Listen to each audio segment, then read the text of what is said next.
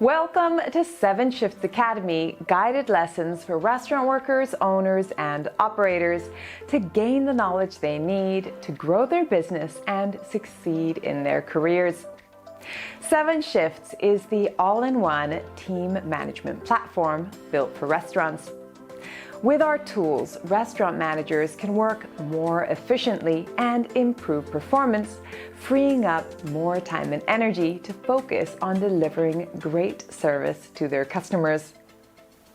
There's a lot of confusion around the process, structure, and laws regarding restaurant tip-outs.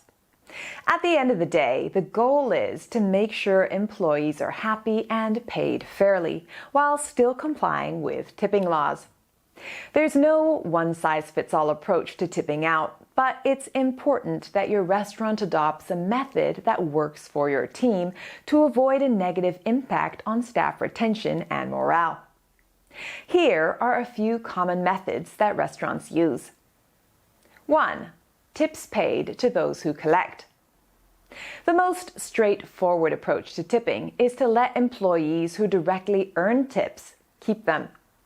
It would be up to the discretion of the tip recipient as to how much of their tips they share and with whom. This approach incentivizes servers to create a stellar experience for every party, as they directly benefit from any higher tips. It could also incentivize other FOH employees like bartenders and bussers to work faster and alongside highly tipped servers in hopes of earning a portion of their gratuities. The downside is that since servers are not required to share their tips, there may not be a tip out at all. This worsens the wage gap, frustrating other employees who wouldn't benefit from working more diligently. Plus, it adds financial pressure on the restaurant to cover the tip credit if these workers don't make at least the minimum wage between their tips and their wages. 2. Even tip splitting. Even tip splitting is when all earned tips are all pooled and split evenly among eligible staff. You might see this solution at fast casual restaurants or coffee shops, where a tip jar sits on the counter and its contents are divided among the team at the end of a shift. At full-service restaurants, even tip splitting is still an option. When done well, it creates a sense of camaraderie rather than competition among staff. For example, a server who gets stuck with a table that doesn't tip well, regardless of their server's efforts, wouldn't have to worry about the personal financial implications. However, this option can backfire if not all team members hold themselves to the same standard of service.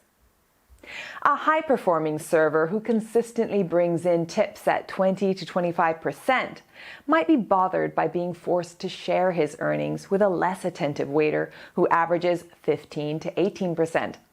This option can also diminish the earnings of servers handling more tables and larger parties. 3. Tip pooling by front of house and back of house. Until recently, back-of-house workers were legally ineligible to be included in tip pools. Now they are eligible. Sharing tips with kitchen employees is an effective way to bridge the wage gap between FOH and BOH workers.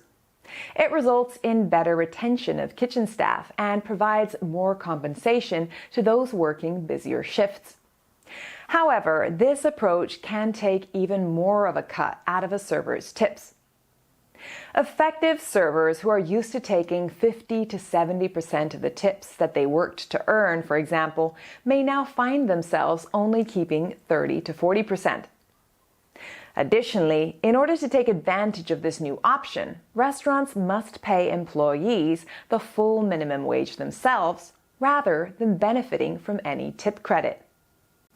For those reasons, you might want to consider a kitchen appreciation fee in lieu of sharing FOH tips with kitchen staff. 4. Percentage-based tip-outs. The most formal option, and oftentimes the most agreeable, is percentage-based tip-outs. This method looks at a server's total tips for a shift and then distributes a portion to other employees based on a set percentage contingent on their duties. For example, if a server receives $100 in tips for the shift, a percentage-based tip may distribute that money as follows: 70% for the server to keep, or $70, 15% for the bartender, or $15, 10% for the food runner, or $10, 5% for the busser, or $5. With this model, tip-outs must be clearly understood and monitored. You'll also need to determine if there is a tip pooling within this model. In other words, do all servers in a shift get 70% of all tips collected, or does each server keep 70% of their own earnings? This approach to tipping out is systematic and easy to understand, so employees can reasonably predict how much they'll earn per shift. So now you have an idea of different ways that restaurants split tips up amongst staff. What else is important to consider in your restaurant? Watch our video on factors to consider when choosing your tip payout method. Thank you for watching. For more on operations in the restaurant and hospitality industry, subscribe to the 7 Shifts YouTube channel. Want to show off your knowledge? Sign up for 7 Shifts Academy to access free course material with quizzes and certificates. And don't forget to check the description box for links to other useful resources.